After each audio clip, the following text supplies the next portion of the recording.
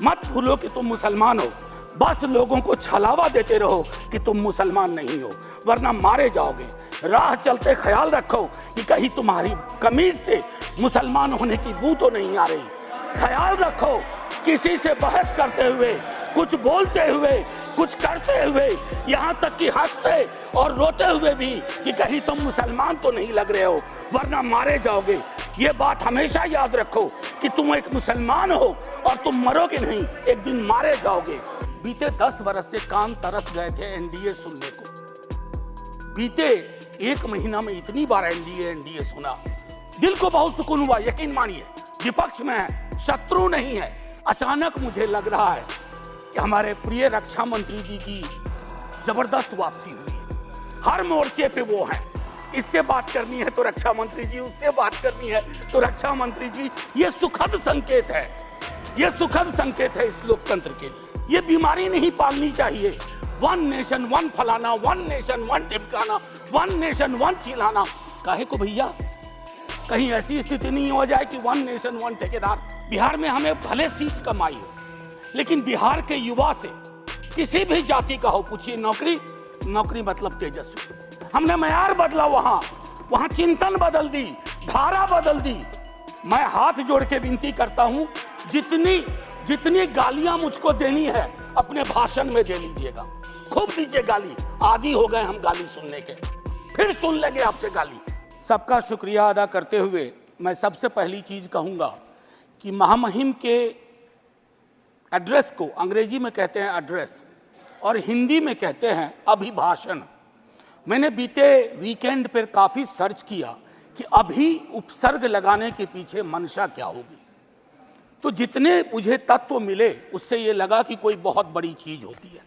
मुझे स्मरण हुआ, लोकसभा में प्रोफेसर हिरेन मुखर्जी थे, वो कहा करते थे कि अभिभाषण यानी प्रेसिडेंशियल एड्रेस पक्ष और विपक्ष को मिलकर लिखना चाहिए। पक्ष सिर्फ अगर लिखता है, या उस वक्त कह रहे थे हिरेन मुखर्जी, तो कोशिश ये होती है कि दृष्टिहीनों को चश्मा पकड़ा दिया जाए। हमारी कोशिश वो नहीं होनी चाहिए। मैंने पिछली दफा भी कहा था, अब कब ये बदलाव होगा मैं नहीं जानता, लेकिन इस मैंडेट को मैं सबसे पहले बोलूंगा, उसके बाद बिंदुवार कुछ चीजों पर पैरा दर पैरा जो अभिभाषण के संदर्भ थे। शुक्रिया बहुत बहुत। तो वाइस चेयरमैन साहब, मैं उन बातों का बहुत जिक्र नहीं करूंगा जो उनकी बातों में शुमार नहीं थी। अब ये मैंडेट की बहुत चर्चा हो रही है, मैं नहीं जाना चाहता हूं। किसी ने कहा अब की बार फलाना पार चिलाना पार, हमने ये कहा, लेकिन मैंडेट दोनों के लिए एक बात कहता है।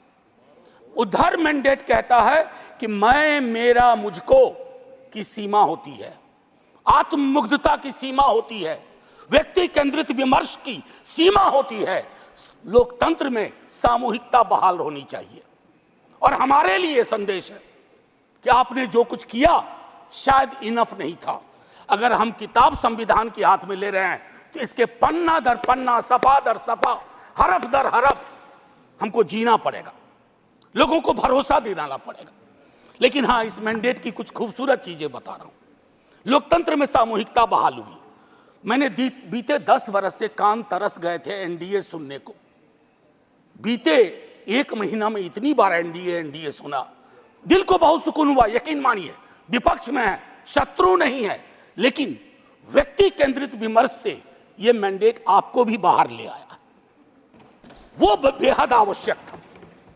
दूसरी चीज कहूंगा, हल्के लाइटर टोन में, अचानक मुझे लग रहा है कि हमारे प्रिय रक्षा मंत्री जी की जबरदस्त वापसी हुई है। हर मोर्चे पे वो हैं। इससे बात करनी है तो रक्षा मंत्री जी, उससे बात करनी है तो रक्षा मंत्री जी। ये सुखद संकेत है, ये सुखद संकेत है इस लोकतंत्र के लिए। अब माननीय वाइस चेयरमैन साहब, मेरा ये कहना है कि नीट को लेकर के बहुत बात हुई, नहीं बोलूंगा। मैं अलहदा आदमी था जब एनटीए बन रहा था, उस समय वेंकैया नायडू जी थे वहां। मैंने 0 आवर में 3 बार कहा कि इस देश को इस तरह की व्यवस्था परेशान करेगी। ये बीमारी नहीं पालनी चाहिए। वन नेशन वन फलाना, वन नेशन वन ढिमकाना, वन नेशन वन चिल्लाना। काहे को भैया, कहीं ऐसी स्थिति नहीं हो जाए कि वन नेशन वन ठेकेदार। वन नेशन वन कॉन्ट्रैक्टर पूरी तरह हुआ नहीं है संजय भाई, होने की संभावना है। अब अभी मैं इसलिए कह रहा हूं कि लोग कहते हैं कि राजनीति मत करो इस पर। मैं पूछना चाहूं कि लोगों की पीड़ा परेशानी 25-30 लाख युवाओं के सपने तहस नहस हो जाएं, आप विपक्ष से क्या उम्मीद करते हैं? आपकी ऑर्केस्ट्रा में शामिल होकर कहे साहब तेरे सुबह की जय, साहब तेरे शाम की जय। ना, विपक्ष को अपना काम करने दीजिए। अगर आपने ईमानदारी से एनटीए का मूल्यांकन किया होता, आपने क्लीन चिट पहले दिन ना दी होती हड़बड़ी में, आज ये नतीजे ना होते। एक वर्धा विश्वविद्यालय है, मैं आपके माध्यम से कहूं, हमारे माननीय हेल्थ मिनिस्टर और लीडर ऑफ द हाउस है यहाँ, सर वर्धा यूनिवर्सिटी में बहुत बड़ा फर्जीवाड़ा चल रहा है, जांच करवाइएगा। आप पावरफुल लोग हैं, हमारे पास पावर नहीं है, हम आपसे आग्रह कर सकते हैं। यह आग्रह कर रहा हूं महात्मा गांधी के नाम पर। वो विश्वविद्यालय हो रहा था और गांधी जी के लिए जो चीज त्याज्य थी वो सारी चीजें उस विश्वविद्यालय में हो रही हैं। परसों टिस में क्या हुआ, ये सब चीजें हमें चिंता देनी चाहिए। अरे आज आप सत्ता में हैं, कल को हम सत्ता में होंगे, लेकिन अगर देश के सरोकार ही रुग्णावस्था में चले जाएंगे, बीमार पड़ जाएंगे, तो फिर क्या बात, फिर कौन सी राजनीति, फिर कौन सी समाज नीति? युवाओं के रोजगार पर मैं ज्यादा नहीं बोलना चाहता, बहुत लोग बोले हैं। बिहार से आ रहा हूं सर, पूरे चुनाव बिहार में था। बिहार में हमें भले सीट कम आई हो, लेकिन बिहार के युवा से किसी भी जाति का हो, पूछिए नौकरी, नौकरी मतलब तेजस्वी। हमने मयार बदला, वहां चिंतन बदल दी, धारा बदल दी। अब आपकी मर्जी है, कुछ भी कहिए, आप लोग तो जज भी हैं, इन्वेस्टिगेटिव एजेंसी है। मैं हाथ जोड़ के विनती करता हूं, जितनी गालियां मुझको देनी है अपने भाषण में दे लीजिएगा, खूब दीजिए गाली। आदी हो गए हम गाली सुनने के, फिर सुन लेंगे आपसे गाली, लेकिन कुछ बातें रखने दीजिए। NIOS DLED का मसला है, आप ही ने बनाया, आप ही ने उसको डिलेजिटिमाइज कर दिया। भटक रहे हैं हजारों बच्चे, शिक्षा प्रेरक का वही हाल है। तो मैं ये कहना चाहता हूं कि देश में बहुत बुरा हुआ चुनाव के दौर में, भैंस मंगलसूत्र मुजरा टोटी तोड़ ले जाएगा, बिजली काट देगा। सर परेशान हुए हम लोग। मैं चुनाव देख रहा था बैकरूम से, कंप्लेन कर रहा था इलेक्शन कमीशन को, जिसको दाद दी गई है अभिभाषण में। सर कंप्लेन फर्स्ट फेज में किया, परसों मेल आता है, परसों, डे फॉर यस्टरडे, अपना नाम, पता, असेंबली नंबर, मोबाइल नंबर भेजिए। अब किस बात का भैया, अब किस बात का? ये व्यवस्थाएं हैं। इलेक्शन कमीशन की क्रेडिबिलिटी पे एक सर्वे हुआ, 28% लोगों का सिर्फ भरोसा है। इससे ज्यादा भरोसा तो पंचायत वेब सीरीज में फुलेरा के ग्राम प्रधान का है। लोगों को यह सोचना चाहिए। मैं sir mathematical length of tenure के आधार पर नेहरू बनाने की कोशिश हो रही है। Sir mathematical length of tenure से नेहरू नहीं बनता। नेहरू बनता है जो गर्म हवा को पी सके, दूसरे के जख्म को देख करके उस पर मलहम लगाए, जख्म कुरेदे नहीं, जख्म पे नमक ना छिड़के, वो होता है नेहरू। तो सिर्फ मैथमेटिकल इससे। अब सर आपको एक छोटी चीज बताऊं, जातिगत जनगणना की मांग की थी, हमारे जदयू के साथी लोग भी थे, अभी हैं मंत्री जी प्रणाम, हमारे जदयू के साथी लोग भी थे। नीतीश जी तेजस्वी जी ने मिलकर सर्वेक्षण कराया। सर मैडम कोर्ट में आया, कोर्ट में कौन खड़े हुए यहां, नाम लूं, सॉलिसिटर जनरल ने रोकने की कोशिश की। किसके इशारे पे हो रहा है? एक तरफ आप कहते हैं वंचितों का कोई नुकसान नहीं होने देंगे, और दूसरी तरफ आप इस प्रकार की कोशिशें करते हैं। आज बिहार की सबसे बड़ी मांग है कि सर्वेक्षण के बाद जो आरक्षण का आधार बढ़ाया गया उसको 9वीं अनुसूची में डालिए। अभी पटना उच्च न्यायालय का एक निर्णय आया है, हम इंतजार करते रहे हैं सरकार से, बिहार की सरकार से कि वो चैलेंज करे इसको, नहीं तो राष्ट्रीय जनता दल पिटीशन लेके जाएगा सुप्रीम कोर्ट। सर आप बोल दीजिएगा, अभी तक गई नहीं है, मुझे भी जानकारी है सर, बहुत फॉलो करता हूं क्लोजली, बहुत क्लोजली फॉलो करता हूं। सर अभी महामहिम ने मेजॉरिटी की बात की, मैं उस पर शुरू में बोल चुका हूं। लेजिस्लेटिव मेजॉरिटी को हमेशा मॉरल मेजॉरिटी के सापेक्ष रखना होगा, मॉरल मेजॉरिटी के सापेक्ष। अगर आप मॉरल मेजॉरिटी से नहीं चलाते हैं तो लेजिस्लेटिव मेजॉरिटी जिस दिन साइकिल पे तीर सवार हुआ ना, ये उड़ जाएगा। साइकिल चुनाव चिन्ह है टीडीपी का और तीर हमारे रामनाथ भाई का, जनता दल यूनाइटेड का। एनीवे, भाजपा का देखिए कभी कभी मैंडेट कितना खूबसूरत काम करता है। हम बचपने से बीजेपी को मैं फॉलो कर रहा हूं, सारी पार्टीज को करता हूं, बीजेपी को भी कर रहा हूं। बीजेपी का संकल्प पत्र हुआ करता था, इस बार वो हो गया था मोदी जी की गारंटी। इस डेमोक्रेटाइजेशन का जो मैंडेट है, इससे आपको बहुत बड़ा फायदा है। व्यक्ति के समक्ष कोई भी दल समर्पित ना हो जाए, ये मैं समझता हूं उपलब्धि आप लोगों की भी है जी। आरजेडी गारंटी नहीं लिखती है व्यक्ति की।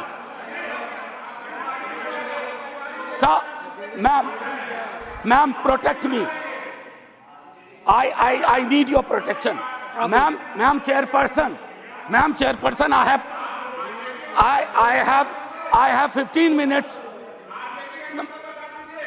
आप Would you care to sit down, sir? आप जरा बीच में मत बोलिए, ये तरीका नहीं है sir, leader of the house ऐसे चलेगा। आप बीच में मत बोलिए प्लीज। मैम कभी किसी को टोका टोकी नहीं करता हूं, सच चुभने लगता है सर। मैं फिफ्थ पैरा दिखाना चाहता हूं, प्रेसिडेंट के एड्रेस का फिफ्थ पैरा। इसमें कहते हैं ग्रोथ स्टोरी, अच्छा लगता है सुन के। व्हाट काइंड ऑफ ग्रोथ, कैसी प्रगति, कैसा विकास? Joblessness, hopelessness, फेसलेसनेस। और आप चाहते हैं कि उस इकोनॉमिक प्रॉस्पेरिटी के पक्ष में हम ताली बजाएं। मैम मेरी ये किताब कॉन्स्टिट्यूशन संभवतः सबसे पहले मैंने ही दिखाना शुरू किया था, निर्मला जी नहीं है हमारी फाइनेंस मिनिस्टर। हर बजट के बाद में आर्टिकल 39 पढ़ता था, कॉन्सेंट्रेशन ऑफ वेल्थ। कोई ब्लूप्रिंट है कि आय की जो असमानता है इस देश को लील रही है, ताली बजा रहे हैं। 5 करोड़ पूंजीपति तरक्की कर रहे हैं, उसको देश की तरक्की मान रहे हैं। कभी उस युवा से पूछिए वो देश की तरक्की को कैसे देख रहा है, ऐसा जवाब देगा कि मुश्किल पड़ेगा हैंडल करना। मैम पैरा 16 में बाबा साहब को सेलेक्टिवली कोट किया गया। ये सेलेक्टिव कोट बड़ा परेशानी का चीज है कि आप किसी को सेमीकोलन के बाद कोट कर दें, उसके पहले की बात छोड़ दें। ये इसको हम लोग की भाषा में एकेडमिक्स में कहते हैं ऑलमोस्ट अकिन टू प्लेजरिज्म, वो किया गया। अब प्रधानमंत्री जी ने चुनाव के वक्त कहा कि एक ही जाति है, वह है गरीबी। सुनने में शायराना लगता है, खूबसूरत लगता है, फिल्मी लगता है, लेकिन ऐसा क्यों है कि जातिगत हिरार्की में नीचे जाते हैं तो गरीबी बढ़ती है, ऊपर जाते हैं तो गरीबी घटती जाती है। अब मैं समझता हूं कि ये NFS नॉन फाउंड सूटेबल ये चिंता का विषय है सबको। अभी अनुप्रिया पटेल जी को चिट्ठी लिखनी पड़ी है। मैं बताऊं, ये एक मानसिक रोग है जो नॉन फाउंड सूटेबल करता है विश्वविद्यालयों में। इस मानसिक रोग से डील नहीं किया ना तो हमारी कथनी और करनी में मीलों का फासला होगा। कहा गया पहले की कुछ सरकार अनस्टेबल थी, लेकिन अगर आप प्रो पीपल लेजिस्लेशन का विश्लेषण करें तो सबसे ज्यादा खूबसूरत क्षण सो कॉल्ड कोalition गवर्नमेंट में आई है। और मुझे उम्मीद है कि आपकी इस कोalition गवर्नमेंट को भी उस प्रेशर को समझते हुए प्रो पीपल लेजिस्लेशन पे काम करना पड़ेगा। टू बिगिन विथ अग्निवीर को सेना में भर्ती को पुरानी तरीके पर लाइए ताकि युवाओं के साथ न्याय हो पाए। मैम वो मैं बोल चुका हूं, भारतीय न्याय संहिता आज से लागू हो गई। लेकिन हमें याद रखना चाहिए 150 सांसदों के निलंबन के साथ यह पास हुआ है, इसमें कोई चर्चा नहीं हुई। ये एक कदम है पुलिस स्टेट की ओर, एक ऑर्वेलियन स्टेट की ओर। इससे मैं आगाह करता हूं क्योंकि हमेशा आप वहां नहीं होंगे, जब यहां होंगे तो यही दंड प्रावधान लागू होंगे। मैं और सुनिए, para 26 disruptive forces are conspiring to weaken democracy, महामहिम से कहलवाया गया। ये स्टैन स्वामी कौन थे? कैसे इस दुनिया से गुजर गए? क्यों आज भी उमर खालिद, मीरान हैदर, खालिद सैफी जैसे जवान जो सरकार की आलोचना को देश की आलोचना बना दिया गया। और मैं 2 किताब, अगर ये किताबें मेरे पास भी आती हैं, मेरे पास आती हैं, तो नड्डा जी के कार्यालय में भी पहुंचना चाहिए। The incarcerations by Alpa Shah और ये challenging caste by Ajaz Ashraf. ये दास्तान है, ये दास्तान है democracy, how it is being muzzled. Anyway, ma'am, मैं ज्यादा वक्त लेते हुए नहीं कहूंगा। इमरजेंसी पे बात हुई, मैम वाइस चेयरपर्सन, इमरजेंसी पे बात हुई। सचमुच बहुत बुरा अध्याय था, लेकिन मुझको लगता है कि इंदिरा जी के एडवाइजर बहुत स्मार्ट नहीं थे। आज की तरह के होते ना तो कहते 352 की जरूरत भी नहीं है, ऐसे ही बना देंगे। ये हालात, ये फर्क है। और आखिरी में कहूंगा कि ये जो चुनावी विमर्श है, इसकी वजह से जहर बहुत है समाज में। लिंचिंग चल रही है, लिंचिंग। मैं कितने विजुअल्स बताऊं। आज से 3 दशक पूर्व मुझे स्मरण है, राही मासूम रजा ने एक छोटी कविता लिखी थी। मैं यही कह के खत्म करूंगा। उन्होंने एक कविता लिखी थी, वो आधा गांव के लेखक थे। कई लोग उनको महाभारत के लेखक के रूप में जानते हैं। उन्होंने एक, और उनके लिए गंगोली और गंगा उनकी माँ थी। ये था एक भारतीय मुसलमान का चित्रण। उन्होंने लिखा था, मेरा नाम मुसलमानों जैसा है, मुझको कत्ल करो और मेरे घर में आग लगा दो, मेरे उस कमरे को लूटो जिसमें बयानें जाग रही हैं मेरी, और जिसमें मैं तुलसी की रामायण से सरगोशी करके कालिदास के मेघदूत से कहता हूं मेरा भी एक संदेश है। अब आइए दूसरा, ये 3.5 दशक पूर्व लिखी गई अभी, और यही मैं खत्म करूंगा। ये पूरे देश का चित्रण है, ये हम सब के लिए आईना है। वरना मारे जाओगे, रघुवीर सहाय को याद करते हुए एक युवा कवि अदनान नाम के लिखा है। मत भूलो कि तुम मुसलमान हो, बस 30 सेकेंड और लूंगा। मत भूलो कि तुम मुसलमान हो, बस लोगों को छलावा देते रहो कि तुम मुसलमान नहीं हो, वरना मारे जाओगे। राह चलते ख्याल रखो कि कहीं तुम्हारी कमीज से मुसलमान होने की बू तो नहीं आ रही। ख्याल रखो किसी से बहस करते हुए, कुछ बोलते हुए, कुछ करते हुए, यहाँ तक कि हंसते और रोते हुए भी, कि कहीं तुम मुसलमान तो नहीं लग रहे हो, वरना मारे जाओगे। ये बात हमेशा याद रखो कि तुम एक मुसलमान हो और तुम मरोगे नहीं, एक दिन मारे जाओगे। विवेकहीनता, तर्कहीनता के समाज को ध्वस्त करिए। आइए हिंदुस्तान बनाइए, वो हिंदुस्तान जहां कोई फर्क ना हो, गले लग सकें। ये नहीं कि चुनावी मंच से कुछ, जमीन पे कुछ। जय हिंद मैम, जय हिंद। Thank you.